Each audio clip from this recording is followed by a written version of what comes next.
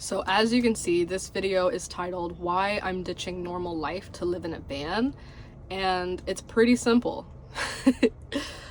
I am in my mid-20s. My name is Ken, by the way. Oh, I should introduce myself. Hi, I'm Ken. I live in this van, and I've been living in this van for the past year and a half. I graduated college in May of 2025, so I'm coming up on 1 year being done with my academic career. And during my college experience, did you guys hear that? So the summer of 2024, I was doing an internship at a tech company in San Francisco. It was a great experience. I certainly learned a lot. It was my first time going to the West Coast and bringing my car. The summer before that, I flew to San Francisco, so I didn't have my own personal means of transportation. I spent most of my time either at work or at the Airbnb that I was renting. I didn't do a lot of exploring that I couldn't do outside of a car. The second time I did an internship in San Francisco, I took my car and I spent every weekend, almost every day after work, exploring the West Coast for the most part. And even before I went out there, I drove my car all the way from my home state here in Arkansas to San Francisco, and I saw 10 or 11 national parks, and it was incredible. I was doing all of that in my Kia Soul, which I still have along with this van, and as I was going to national parks and as I was going to museums and libraries and all these places in states and cities I'd never been to, I realized that that was something that felt absolutely perfect to me. And there was one day where I was in Yosemite National Park and I was laying down in a meadow looking up at El Capitan. If you've been to Yosemite, you know what I'm talking about. But I was laying in that meadow, and even talking about it almost makes me want to start crying because it was such a beautiful experience. Do you ever okay, so you know how when you die, I don't know, I've never died before, but if you've died before, let me know. But allegedly, when you die, your life flashes before your eyes and you see some of the most beautiful things that you've experienced in your lifetime. I genuinely believe the moment where I was laying in the meadow in front of El Capitan, which is just a huge granite wall, will be one of the moments that flashes before my eyes as I'm dying. Anyway, let me get on to the main point. I was laying on my back in this meadow and I was eating some M&Ms, and I remember there were a couple older ladies who were sitting a ways behind me. And they had their little binoculars and they had some sandwiches, and they were talking about how they used to climb back in the 70s because they were looking at people climbing on the rock faces. I was eating those M&Ms and writing in my journal, and I remember thinking to myself, this is the perfect experience. There is nothing right now that could make this experience any better except for sharing it with other people, period. And that feeling hasn't left me since I've experienced that. And I also haven't experienced that sense of euphoria since. At that time, I didn't have a van, but at that very moment, I made a decision to, while I was working that internship, I would save my money and I would buy a van. By the end of that internship, I saved enough money to buy this van, and I bought it in cash for $3,500 from a friend in Rochester. And I got the van because I told myself that that's what I wanted to do. So during that, I still had a year left of college to finish. After that internship, I came back home. And mind you, while I was doing that internship, I was traveling everywhere and I was soaking up the wonders of traveling in a car. And again, I was doing it in my Kia Soul. So I didn't have a van. I was car camping in a Kia Soul. I was camping in BLM land, which stands for Bureau of Land Management, which is just public land that anybody can camp on. It kept reinforcing the feeling that camping and being outside and being around other nomads is perfect to me. I cannot imagine anything that would make me feel any better than this. That was such an incredible experience because that summer of working that internship and making really good money. I was making $56 an hour, which is more money than I'd ever made. For a lot of people, I feel like that'd be pretty good. But I found myself looking at numbers going up in my bank account, in my 401k, and I felt fine about it, but I remembered how I felt being outside, being around other people, and having experiences. And I remembered thinking, I don't think that staying in an environment like this, in this corporate environment that in so many ways felt like it was kind of sucking the life away from me, sucking the energy out of me, and certainly a lot of my brain power. I thought to myself, I don't know if this juice is worth the squeeze. if this life that I experienced, being outside, being in national parks, having meals with people that I've just met, is the life that I want to live, then what do I need to do to make that life possible? It's certainly not working at a corporate job where I'm making $100,000+ a year. That seems a bit over the top for what I actually like to do, which is be a hippie and camp in the woods. But at the same time, I want to be comfortable. I've always wanted to be comfortable. And I have a monetary figure in my mind that's healthy, that I would like to be able to make. It's certainly not the $150,000, $200,000+ that I'd be making if I stayed working in tech. So I made a decision not to continue going down that path and to continue going down this path. And the interesting thing about that is a lot of adults in my life told me not to do that, or to swallow that and to just work, in tech for a year and save your money and go about it that way. And that's very sound advice. So what I'm doing now is I'm actually still working in tech, and I'm living in this van. I'm doing both things at the same time because I wanted to do the smart thing. But the thing I've noticed about that is that I'm in Arkansas, which is the state I grew up in, and working at a tech company that I really do respect. The thing I've noticed is that because I don't feel aligned with corporate culture, and I've never really felt aligned in corporate culture as hard as I've tried, I find myself building a bit of resentment. Not necessarily with my job, but with myself for not getting out there faster. But I have to remind myself every day that in order to make full-time van life sustainable, I have to have the money that makes it sustainable, and I have to be able to take care of myself. Otherwise, I won't have a good time at all. It still hasn't swayed my decision to do van life full-time once I can replace the income from my job. Since I decided to keep working in corporate, even after I got my van and even after I built it out to a point where I can live in it comfortably, I also want to show to myself that I can see something through and that I can be patient.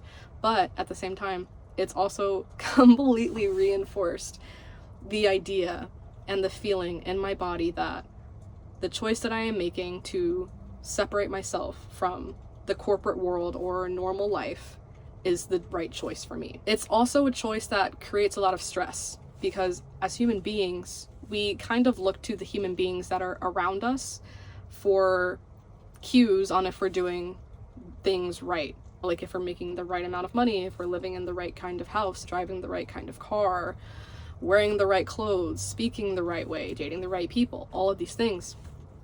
And I feel like for most of my life, I've gotten very used to being a little bit different.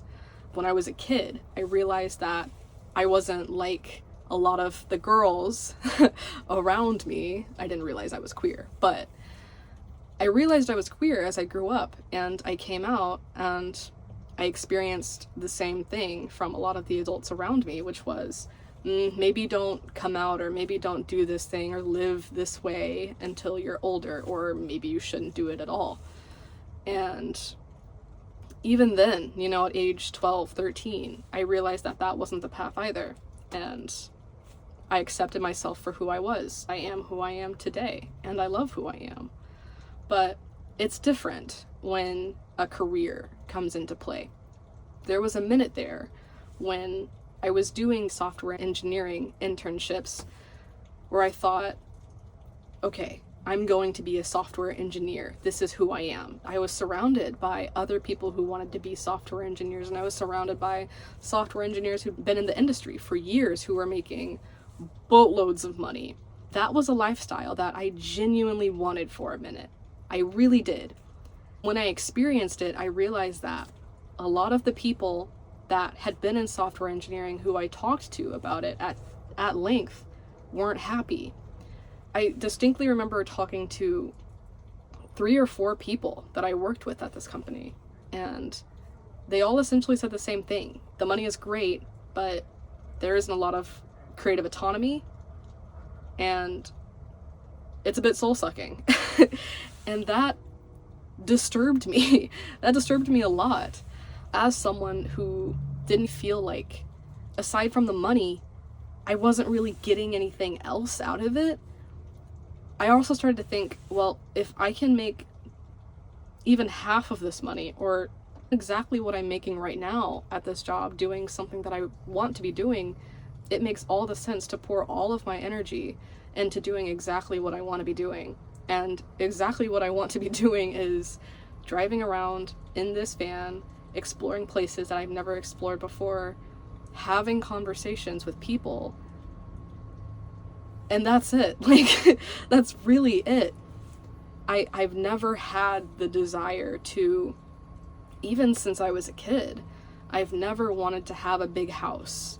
I never really wanted to have, you know, a fancy car or anything like that, or super fancy jewelry or the nicest clothes. All I can remember since I was a kid really wanting was to spend time with people that I loved. To this day, that's still all I want in this life, to spend time with people that I'm inspired by, people that I care about, and people that uplift me, and to do that in beautiful places and have beautiful experiences with those people. To me, a perfect day is just like the day that I had when I was in Yosemite, laying in a meadow, eating some M&Ms, looking up at a mountain, or in that case, El Capitan. The only thing that could have made that even more perfect is just sharing it with other people. Every day when I go into work, I can't help but think to myself, I can't wait to be out of this chapter of my life. And that's not a thought that I want to have. And it's not a thought that I'm proud to have. It's not a thought that feels good to have. But it's a thought that I've tried to rid myself of for years. And it's a thought that hasn't gone away. So I feel like at this point, I have to do the thing that I've always wanted to do, and that's to travel. So another aspect of it is that stress is something that terrifies me. I've seen the impacts that stress has had on family members, coworkers, friends. As someone who is neurodivergent, I have ADHD, I realized after a certain point that if I went down a path where I stayed in corporate America, making good money, but doing something I really didn't like, that would cause me stress and inner turmoil. And that would slowly kill me over the years. I genuinely believe that. I believe that what we do on a day-to-day basis, just like what we eat, impacts us over time. And I don't think it's woo-woo to say that if you're doing something that you don't really like, that you don't really love on a day-to-day basis, if you're doing something that drains you on a day-to-day basis, to me that's a death sentence. That's a slow death sentence, and I never wanted to do that. So I feel like while I'm still young and in my 20s, it makes sense to be the weird one and to be the oddball and to live in a van while I'm still living in the same city, working this corporate job, so that if I work hard enough and push hard enough, I can eventually leave and live the life that I actually want to be living. I have to be okay with being weird, and being different and doing anything different or deciding to live differently causes a lot of stress. Something I remember reading in a book is that there's going to be like a 10-pound or a 10-foot pile of crap no matter what life path you choose. So you might as well choose the path in life where the giant pound of crap is actually worth it. And I feel like in my case, I feel shame and embarrassment for choosing to do something different, for choosing to make less money, for choosing to live in a van, for choosing not to become a software engineer, for choosing to just be something else. I feel shame for being different. But I would much rather experience that. I would much rather experience the emotions that come from feeling different while I'm still going through the transformation than the lifelong feeling of regret for not choosing to do the thing that I really wanted to do. I don't think I could live with myself if I didn't make this decision. I can't imagine getting to the end of my life and feeling regret for not doing the thing while I could do it. Because I feel like right now, while I'm in my 20s, I don't have a spouse, a house, or a mortgage. I don't have any kids. I don't have that many responsibilities other than just taking care of myself. It makes the most sense to do this now and to completely steer the ship in a different direction before any extra weight is added to my life. That's why I made the decision to ditch a normal life to live in this van. But it's so much more than living in a van. It's surrounding myself with people who are like me, so I feel less different and less alone. I've felt so different for so long that I genuinely cannot wait. I can't wait for the day where I'm done working this job and I can leave and I can sustain myself and I don't have to worry about not being able to take care of myself. I don't know when that day is going to be, but I know it will be. And I look forward to that day. I look forward to every single day, as long as I'm pushing myself in the right direction, which I know is this direction. I don't know what my life is going to look like a year from now, 5 years from now, or 10 years from now. But I do know that if I continue pushing myself in this direction, in the direction of authenticity, in the direction of living with intention, I know I can't get to the end of my life and feel regret. Even if it all goes wrong, even if I start driving down I-40 West and 300 miles in, something goes wrong with my van and I can't afford to fix it. Even then, I'll feel glad that I at least tried. Because I can't imagine a life of compromise and depression. I've been there before and I can't go there again. While I'm still young and in my mid-20s, it makes all the sense to do this. Do I feel scared? Yes. But something that I started saying over the past couple of years is to do it scared. And even making this video is doing it scared a little bit. I don't know how people will respond to it. I don't know if anyone will respond, but I know it's the right direction. So that's pretty much it. That's all I wanted to talk about in this video. Why I'm choosing to leave normal life and live in a van. It's the life that feels the most true. I can't imagine living any other way. I don't know how long it's going to take until I'm there. Some people would argue that I'm already there and that it's really about the journey and not the destination. I've never felt more right about what I'm doing in my life than I have since I made the decision to ditch doing what's normal for living a life that's authentic. Thanks for watching this video. If you'd like, feel free to give this video a like or subscribe. I really appreciate it.